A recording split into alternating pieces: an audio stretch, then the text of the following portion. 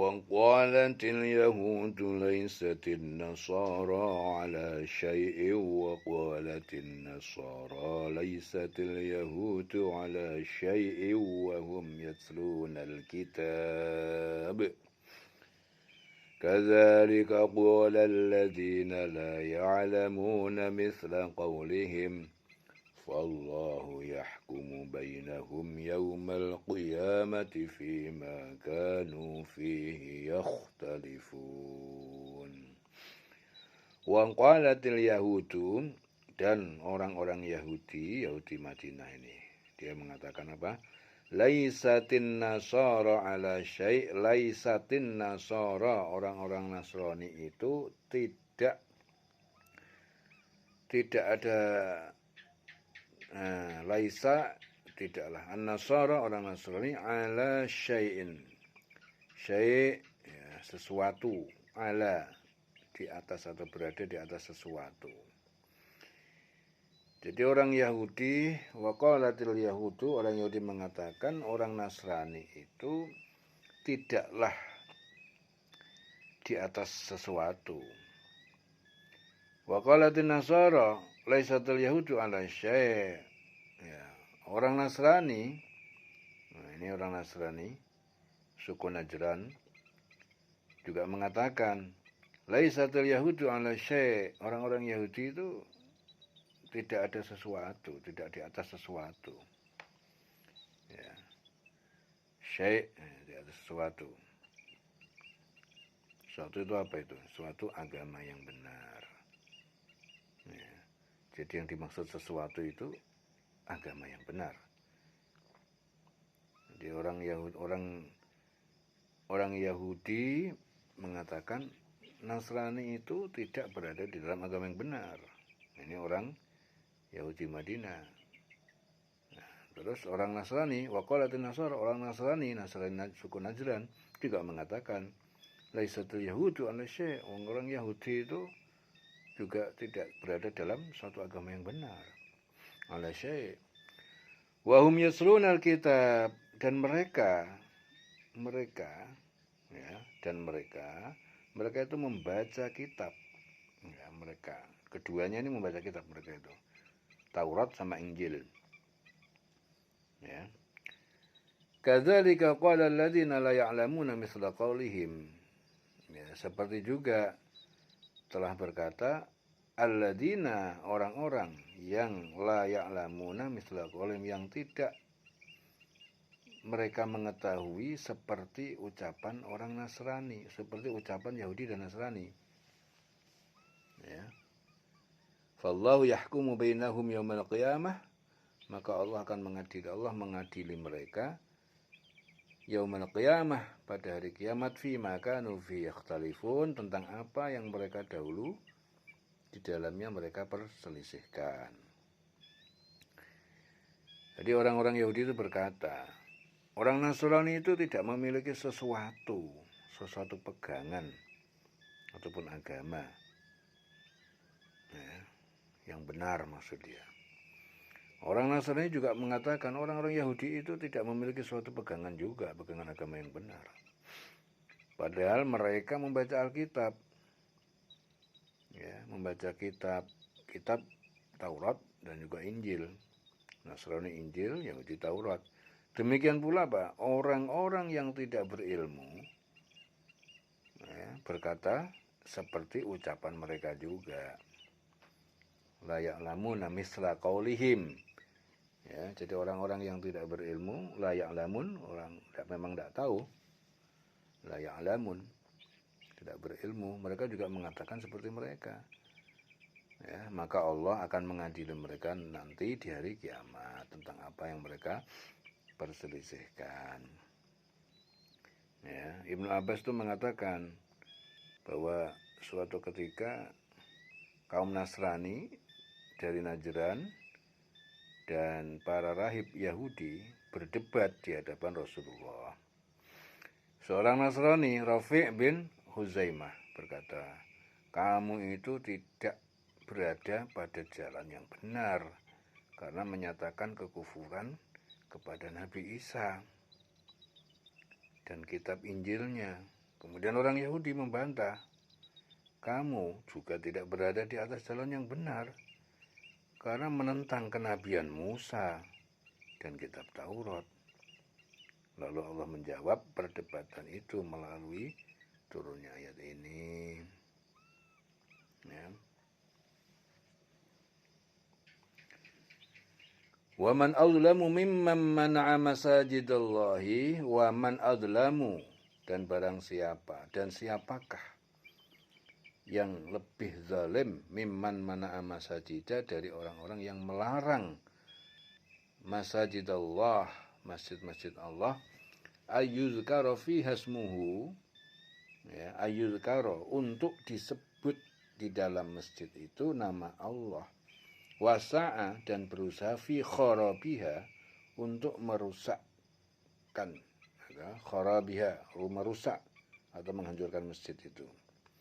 Ulaika maka lahum ayyadkhuluha,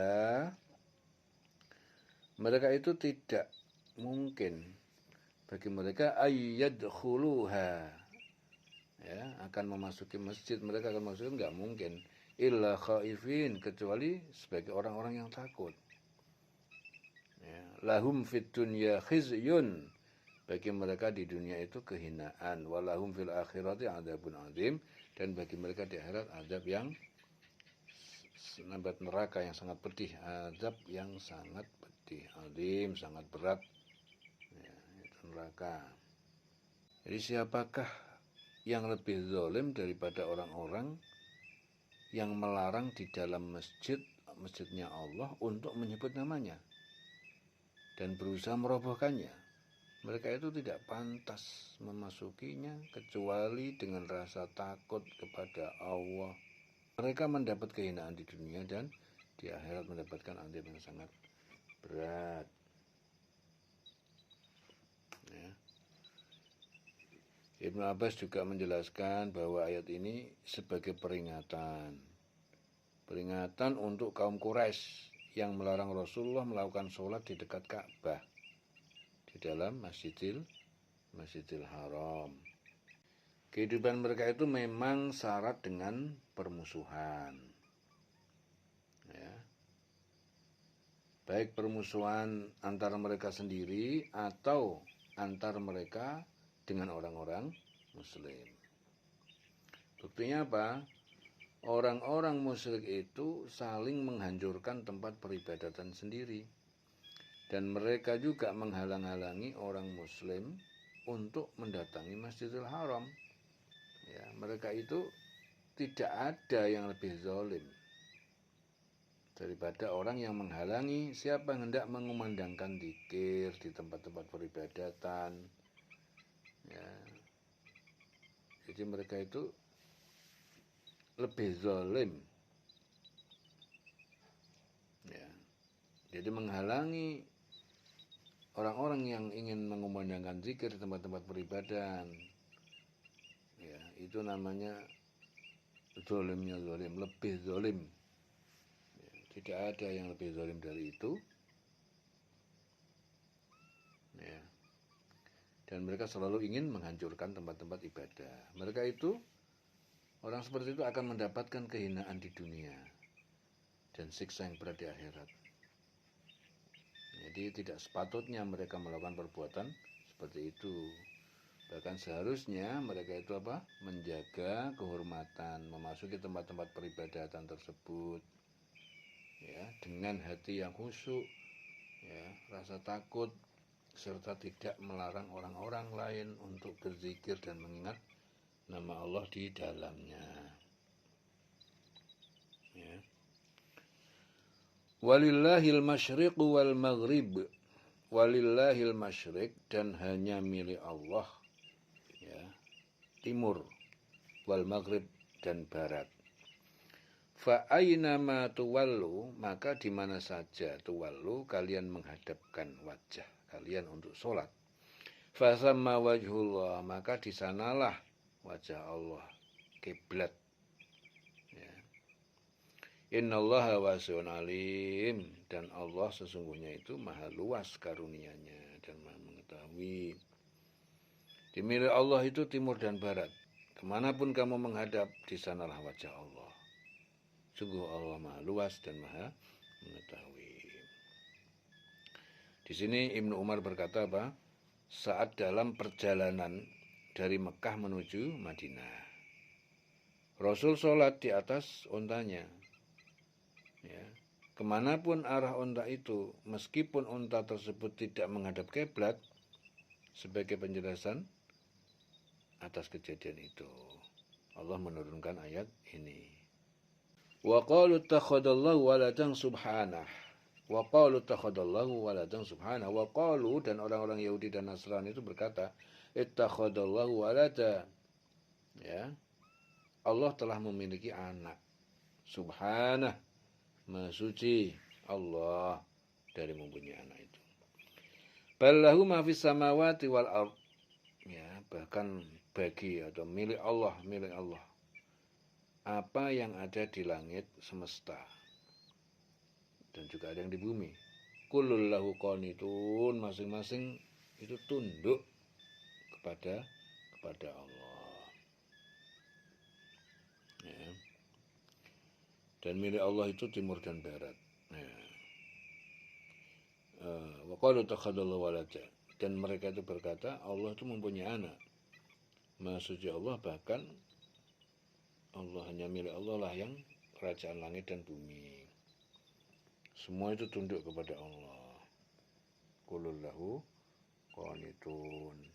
Jadi kalaulah orang musyrik itu telah berhasil melarang orang-orang muslim untuk sholat di Masjidil Haram, itu bukan berarti bahwa mereka dapat mencegah orang-orang muslim itu untuk melakukan sholat dan beribadah kepada Allah di tempat lain. Karena pada dasarnya semua arah dan kawasan bumi itu adalah milik Allah. Ya. Dia akan menyambut dan menerima sholat orang-orang muslim, ya, dengan memperkenalkannya dimanapun mereka berada. Sesungguhnya Allah itu maha lapang dan tidak bermaksud mempersulit hamba-hambanya. Ya, dia maha tahu niat seseorang menghadap kepadanya. Ya. Jadi menghadap sholat, ibadah menghadap kiblat. Dalam kondisi bagaimanapun, naik onta atau naik kendaraan, lagi sholat kendaraannya menghadap bukan ke kiblat, ya nggak apa-apa, terus dilanjutin aja. Ya, tidak harus berhenti. Ya, naik kapal, begitu sholat pertama menghadap kiblat, kapalnya belok-belok, nggak menghadap kiblat. Bagaimana sholatnya? Lanjut saja, karena milik Allah itu timur dan barat yang milik Allah. Pada dasarnya semua arah semua itu milik Allah. Semua arah itu milik Allah. Ya, kemanapun kita menghadap, di situ juga Allah. Ya, Allah maha lapang. Ya, tapi kalau nggak ada sebab-sebab yang lain, ya hadapkanlah kepada kiblat, karena kiblat yang dijadikan tempat tumpuan untuk menghadap sholat. Ya. Badi'us samawati wal ard, badi'us samawat, badi Allah itu pencipta as-samawat, semesta alam, wal ard, dan juga bumi. Wa idza qadha amran, dan apabila dia ataupun Allah telah menentukan sesuatu perkara, fa innama yaqulu lahu kun fayakun, maka sungguh Allah itu hanya mengatakan apa? Mengatakan sesuatu itu jadi, maka jadilah itu. Ya. Jadi Allah itu pencipta langit dan bumi, semesta alam. Nah, apabila Allah berkehendak menetapkan sesuatu, gampang saja, hanya mengatakan kun fayakun, jadilah, maka jadilah itu. Wa qala alladziina la ya'lamuna laula yukallimunallah. Wa qala alladziina, dan orang-orang la ya'lamun, orang-orang yang mereka tidak mengetahui, mereka berkata, laula yukallimunallahu, ya, mengapa Allah langsung berbicara kepada kami bahwa engkau Rasulnya? Mengapa tidak begitu? Mengapa tidak, ya, Allah langsung berbicara kepada kami bahwa engkau itu Rasulnya? Au ta'tina ayah, atau mendatangkan kepada kami tanda ataupun bukti kekuasaannya. Kadzalika qala alladziina min qablihim mithla qaulihim. Seperti itu juga orang-orang alladziina, orang-orang yang mereka berkata min qablihim, dari sebelum umat terdahulu. Mithla qaulihim, seperti perkataan mereka. Tasyabahat qulubuhum, ya, serupa telah, tasyabahat telah serupa hati mereka. Qad bayyannal ayat, bayyannal ayat. Dan sungguh telah kami bayyannal ayat, sungguh kami telah jelaskan tanda-tanda bukti itu liqaumi yuqinun, kepada kaum yang mereka yakin. Orang-orang yang tidak mengetahui itu berkata, mengapa Allah tidak berbicara dengan kita atau datangkan tanda-tanda kekuasaannya kepada kita? Demikian pula orang-orang yang sebelum mereka itu telah berkata seperti ucapan mereka. Ya. Orang-orang sebelum mereka dulu juga orang mengatakan begitu juga. Mereka itu hatinya sama. Sesungguhnya telah kami jelaskan tanda-tanda kekuasaan Allah itu sang kami kepada orang-orang yang yakin. Jadi Ibnu Abbas itu mengatakan apa? Bahwa atas ucapan Rafi' bin Huzaimah terhadap Nabi, jika benar engkau adalah seorang utusan Allah, sampaikan kepada Allah agar dia berbicara kepada kami hingga kami mendengar kata-kata Allah langsung. Ya, maka Allah menurunkan ayat ini. Ya, ini sebab turunnya ayat ini. Ya. Jadi orang-orang musyrik dari kalangan bangsa Arab masih terus memperlihatkan sikap membangkang kepada Nabi Muhammad. Mereka mengajukan permintaan-permintaan padanya seperti apa yang diminta oleh umat-umat terdahulu, para nabi mereka. Ya. Mereka juga mengatakan bahwa kami ini sekali-kali tidak beriman kecuali jika Allah sendiri yang berbicara kepada kami, pada mereka maksudnya. Kemudian mendatangkan tanda-tanda mukjizat indrawi yang dilihat oleh mata sebagai bukti kebenaran Muhammad. Nah, itu seperti itu yang dikatakan Bani Israel kepada Musa di masa lalu. Nah, jadi kami tidak beriman kepadamu, wahai Muhammad, sebelum melihat Allah langsung. Dan dia bicara langsung kepada kami, maksudnya begitu. Sebagaimana juga pengikut Isa meminta kepadanya agar Allah menurunkan hidangan dari langit. Semua itu menjadi bukti bahwa hati mereka itu pembangkang. Tidak ada bedanya. Dahulu udah ada juga seperti itu, nggak mau percaya. Sungguh tidak ada yang bisa membaca kebenaran kecuali orang-orang yang berhati bersih. Jadi kalau memang betul-betul hatinya bersih, ya ini persoalan hati. Ya, insya Allah mereka bisa memandang kebenaran, berpikiran lurus, mempunyai semangat untuk mencari kebenaran. Inna arsalnaka, sesungguhnya kami arsalnaka, kami telah mengutusmu Muhammad bil haqq, dengan kebenaran Al-Qur'an, dengan kebenaran itu Al-Qur'an, basyira wa nadhira, sebagai pembawa berita gembira, wa nadhira, dan peringatan. Wala tus'alu, ya, dan tidak akan kamu ditanya an ashabil jahim, tentang para penghuni neraka jahanam. Ya, sungguh kami telah mengutusmu Muhammad dengan kebenaran sebagai pembawa berita gembira dan pemberi peringatan. Dan engkau tidak akan diminta nanti pertanggungjawaban tentang penghuni-penghuni neraka. Jadi Muhammad bin Ka'ab Al-Qurazi menuturkan bahwa suatu hari Rasulullah itu bersedih. Ya, apakah yang terjadi dengan kedua orang tuaku? Ya, sebagai jawaban itu Allah kemudian menurunkan ayat. Jadi kami mengutusmu Muhammad dengan membawa kebenaran, sebagai berita kabar gembira bagi orang beriman, sekaligus sebagai peringatan bagi orang-orang kafir. Jadi kamu tidak lebih dari sekedar menyampaikan pesan-pesan suci dari risalah kami. Dan kamu tidak akan ditanya nanti mengapa para penghuni neraka itu enggan beriman. nggak dimintai pertanggungjawaban. Ya, dieling-eling selawase urip.